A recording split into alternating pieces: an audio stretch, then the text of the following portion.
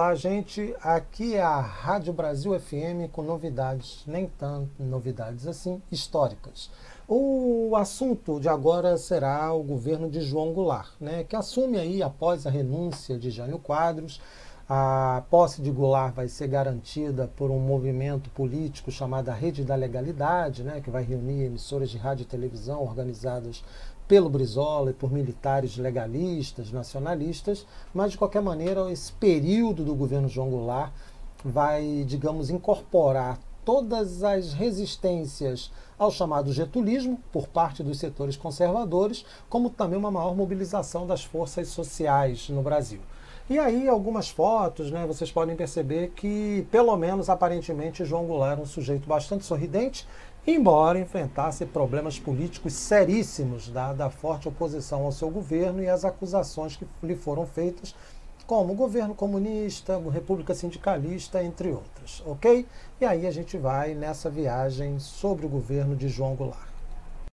Então, gente, vamos lá, vamos conversando aqui. Governo João Goulart. Então, a primeira coisa é ter em mente o seguinte: o governo dele teve um início bastante conturbado, né? Como eu já havia posto para vocês, Jânio Quadros renuncia diante daquela situação de tentativa de um autogolpe, né? Ele achou que poderia fazer a mesma coisa que o Getúlio Vargas fez, e não foi bem sucedido, e, consequentemente, a resistência que havia contra a pessoa de João Goulart, né? Como eu falei, João Goulart seria, na interpretação desses setores mais à direita da política brasileira, a reencarnação do Getúlio Vargas. E aí, consequentemente, esse fantasma do getulismo apavorava esses setores mais à direita da política brasileira. E criaram todos os obstáculos possíveis e imagináveis para evitar a posse de João Goulart. Acontece que o João Goulart, obviamente, tinha mais aliados do que se poderia imaginar. Um deles, o governador do Rio Grande do Sul, e coincidentemente seu cunhado, Leonel Brizola, alguns setores militares, principalmente aqueles mais nacionalistas, que decidiram então bancar, né, fazendo uma pressão forte sobre o Congresso, resolveram bancar a posse de João Goulart na presidência da República. Com isso foi constituída a chamada Rede da Legalidade, Jango, né? João Goulart assume a presidência ainda em 61.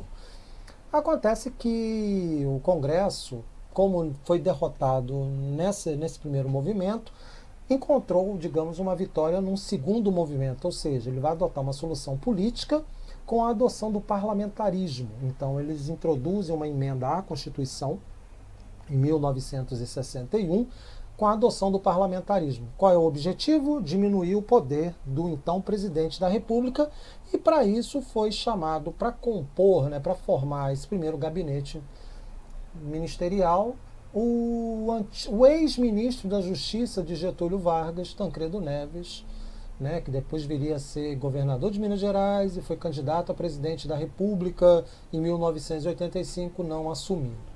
Acontece que, como o Brasil nunca tinha tido uma experiência efetivamente parlamentarista, vai enfrentar problemas nesses 3 anos, né, entre 1961 e 1963, em que houve a adoção desse regime. Mas essas questões vamos colocar um pouquinho depois.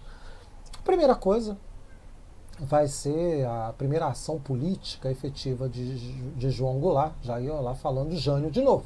João Goulart, né, foi a adoção do plano trienal, ou seja, adotar uma política econômica, né, tendo aí as ideias do economista Celso Furtado, que entendeu o seguinte: cara, o Brasil tem que crescer economicamente, tem que se desenvolver economicamente, né, então vai ser uma política voltada para o crescimento e desenvolvimento econômico, e aí, consequentemente, né, essas medidas elas estão apoiadas principalmente na adoção das chamadas reformas de base, que nós veremos cada uma delas posteriormente.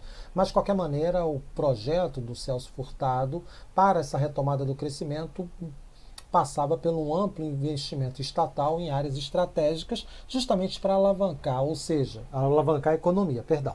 Ou seja, está retomando aquilo que o Vargas já tinha colocado em prática no seu primeiro e segundo governos, né? foi abandonado durante o governo Dutra, né, digamos, um pouco esquecido no governo Juscelino e também abandonado no governo de Jânio Quadros. Né? Então, esse plano trienal ele tem por esse objetivo. Aí sim, quando nós falamos de governo João Goulart, nós podemos falar de populismo. Populismo, para quem ainda não sabe o que se trata, é uma forma, é uma prática política no qual você dá às massas maior poder político. Muita gente considera o populismo como uma mera prática demagógica. Não. O populismo é uma aliança estratégica entre o governante e as classes populares. Ele faz concessões a essas classes populares em troca de apoio político contra adversários políticos mais fortes, mais poderosos. Então, o líder populista ele chama as classes populares para o cenário político, né? Só que ele tem que fazer concessões. Caso contrário, perde esse apoio político. Então, não é uma ação puramente demagógica. O que nós temos hoje não é populismo, pode ser qualquer outra coisa, mas não é populismo. Mas eu não vou entrar nessa discussão conceitual, não, mas eu já afirmo categoricamente que não é populismo, que tem hoje no mundo. Né? Mas, de qualquer forma, o discurso, a prática, tudo isso tem que estar, como é que se diz, nessa percepção, nessa possibilidade de participação das massas no cenário político. Aí sim, aí nós vamos conversar um pouco sobre as reformas de base. Né? As reformas de base se apoiavam em 5 pontos. Reforma agrária, educacional, tributária, eleitoral e urbana. A reforma agrária vai ser, lógico, a redistribuição de terras, terras ociosas e terras consideradas passíveis de uma função social. Ou seja, o governo brasileiro não ia sair tomando, não ia promover uma sovietização das terras no Brasil. Não, ia pegar aquelas terras improdutivas ou aquelas situadas às margens de rodovias para efeitos de reforma agrária. Claro que seria, como é que se diz, nós teríamos aí o pagamento de indenizações aos proprietários, e o governo distribuiria essas terras. Acontece que os proprietários queriam muitas vezes valores muito acima do que realmente seriam, né, daquela propriedade, e aí, claro, né, o governo vai enfrentar, digamos, uma forte oposição, não apenas desses setores agrários, proprietários, né, grandes proprietários rurais, como também daqueles que os apoiavam nas cidades, ou seja, os grandes empresários, militares, né, a igreja. Então vários setores da sociedade vão se opor a essa reforma agrária. A reforma educacional, obviamente, também tinha por objetivo constituir ou dar ao país, principalmente às classes mais pobres, uma educação melhor. Né? Então isso passava por uma valorização do profissional, no caso o professor, dos profissionais da educação, uma melhor equipagem das escolas, aumento dos investimentos em educação, né, até para evitar que o Brasil permanecesse numa situação de dependência intelectual e tecnológica em relação aos países mais desenvolvidos. A questão tributária passaria exatamente digamos, por um controle maior da remessa de lucros das empresas aqui instaladas para as suas matrizes no exterior. Né? Então, essa ação ela tinha por objetivo exatamente garantir uma melhor qualidade, por exemplo, na redistribuição, né? Porque eles entendiam o seguinte: já que essas empresas lucravam significativamente com os recursos, né, com o mercado consumidor brasileiro, então tinha que fazer o quê? Tinha que simplesmente, né, fazer com que esses recursos ficassem em terras brasileiras, fossem reinvestidos na produção e, consequentemente, garantindo também emprego para essa população. Né? Então, isso vai ser um elemento fundamental nesse processo.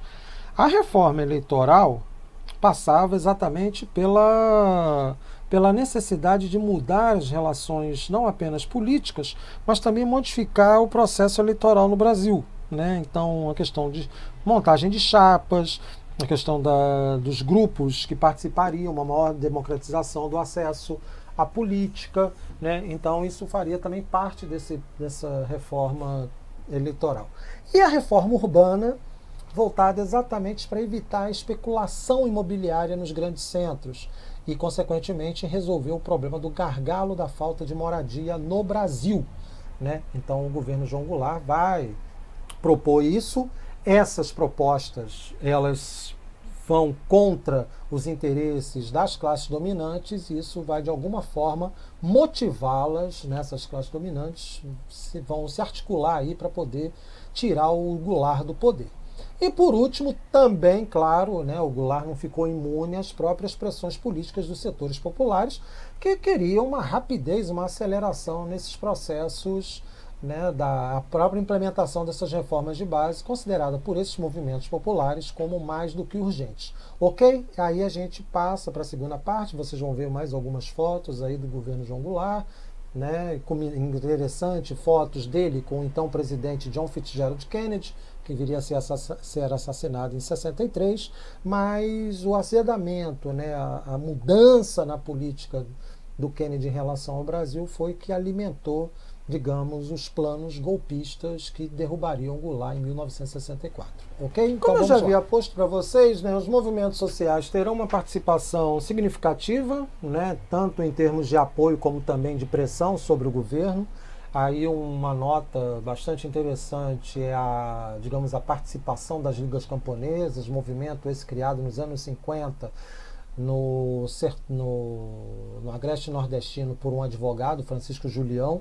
Tanto é que as ligas camponesas elas se tornaram tão poderosas, né? Elas são uma organização voltada para a defesa da reforma agrária, e ela se tornou tão poderosa que foi um dos alvos preferenciais do golpe, né, dos militares que implementaram, e os civis, né, mas no caso quem é responsável pela repressão são os militares do golpe de 64. Os sindicatos também bastante organizados, né, os partidos comunistas, tanto o Partido Comunista Brasileiro como o Partido Comunista do Brasil, e mais uma, digamos assim, uma variante, né, o Partido Comunista Brasileiro Revolucionário, né, o PC do BR, Partido Comunista do Brasil Revolucionário, eles vão fazer pressões significativas sobre o governo para que acelerem, como eu já havia colocado, essas reformas.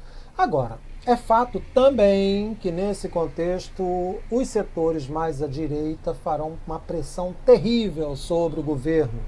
Tanto é que conhecidos líderes da direita, principalmente o Carlos Lacerda, né, do jornal A Tribuna da Imprensa, ele vai fazer campanha junto com outros grandes jornais, o Globo, o Estado de São Paulo, Folha de São Paulo, a Igreja Católica, associações empresariais, militares, né, vários setores da sociedade vão fazer pressões, mais situados à direita, evidentemente, vão fazer pressões para que o governo Goulart não ceda às pressões dos movimentos sociais, né? Então, agora, como o João Goulart ele dependia muito do apoio desses movimentos sociais, então esses setores mais à direita começaram a perceber, né, ou vislumbrar a possibilidade de uma derrubada do então presidente. Porque, afinal de contas, na ocorrência de eleições, e talvez esse fosse o cálculo, né, desses grupos, o Goulart poderia ser reeleito ou um candidato apoiado pelo João Goulart viesse a ganhar a presidência da República. E talvez essas nuvens elas se tornassem mais presentes nesse horizonte político da direita quando, em 1963, né, foi realizado um plebiscito e a população, a maioria, decide pelo retorno do presidencialismo. Ou seja, vocês viram que aquele instrumento promovido pela direita, pelos conservadores, para a limitação dos poderes do presidente da República, acabou fracassando, né? E aí a população optou pelo retorno do presidencialismo, certo? Acontece que as ações, as movimentações políticas de Goulart foram conduzindo o presidente para um direcionamento mais à esquerda, né? E isso levou a uma crescente perda de apoio político entre os moderados, inclusive militares legalistas, e obviamente os conservadores, né? Que achavam que o Brasil, aí vem aquela coisa do discurso do comunismo, ameaça comunista, república sindicalista, muito dentro de uma histeria própria da Guerra Fria, né? Onde os indivíduos viam comunistas em todos os cantos, né? Então esse é um problema bastante sério, né? Aqui nós vamos destacar o papel desempenhado por dois institutos criados também pelos setores conservadores da sociedade, que é o IBAD, Instituto Brasileiro de Ação Democrática. Eu acho fantástica a apropriação que esses grupos fazem do termo democracia, da palavra democracia, né? E o IPES, que é o IPES, sei lá, Instituto de Pesquisa e Estudos Sociais, né? Esses dois grupos, eles vão articular, junto com os militares, o movimento que culminaria com o golpe de 64. Né? Então eles vão analisar, vão criar discursos, vão promover análises estatísticas para provar que o governo João Goulart era um fracasso econômico, político, social. Né? Então a ideia era exatamente estabelecer uma base intelectual para que pudesse ser legitimada o golpe de Estado de 64, certo? E em março, 19 de março de 64, nós temos um acontecimento, né, que é a Marcha da Família com Deus pela Liberdade, ocorreu em São Paulo, reuniu muita gente. Essa marcha é uma marcha que foi organizada pela Igreja Católica, contou com o apoio da classe média paulistana, com setores conservadores, empresariais, com os militares, né? E aí o objetivo, como o próprio nome diz, é o quê? A defesa da família contra o avanço do comunismo, certo? Então, como eu falei, isso está muito dentro desse contexto de Guerra Fria, onde a polarização política estava extremada. E aí, obviamente, essa marcha, ela foi organizada, como eu falei, tinha por objetivo pressionar e fazer muito mais uma demonstração de força desses setores, justamente contra o avanço das classes operárias, né, e dos setores mais à esquerda dentro da sociedade. E aí eu acho bastante interessante, por quê? Porque o João Goulart, ele fará um contraponto a essa marcha, que é o famoso comício da Central do Brasil, né, poucos dias depois, que ele vai fazer uma defesa ampla das reformas de base. E aí, como é que diz? Vocês vejam que estamos às vésperas, né? Faltavam 12 dias para o golpe de 64, né? De 31 de março de 64.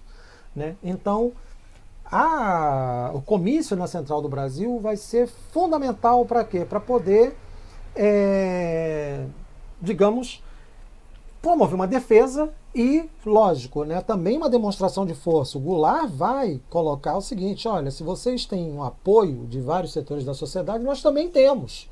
Né, os setores mais, aí, na terminologia própria do período, os setores mais progressistas estão do nosso lado. Então a promessa, né, a colocação em prática das chamadas reformas de base, discurso esse na Central do Brasil, vai ser de fundamental importância nesse momento. Né? E com isso, o processo de radicalização das Forças Armadas, militares mais à esquerda, mais à direita, né?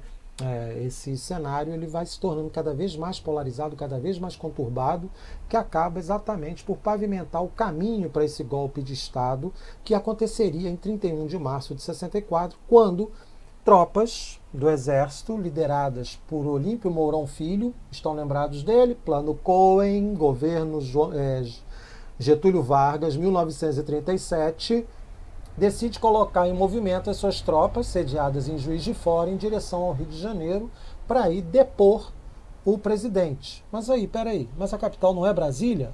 Brasília é a capital, mas ainda o centro nevrálgico da política brasileira é a cidade do Rio de Janeiro. Né? E aí você tem, né, nós temos aí, com o golpe de 64, o início de um dos capítulos mais tristes da história brasileira, que terminaria somente em 1985. Um grande beijo, aqui é a Rádio Brasil FM, novidades nem tanto assim históricas, né? Um grande beijo para todos, encerramos nossas transmissões nesse momento né? E aguardo vocês para as nossas próximas conversas. Um grande beijo e tchau, tchau. Galera, só uma correção.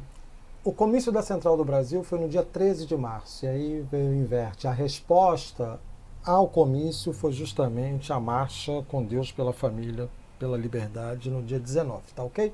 É só isso. Um beijo.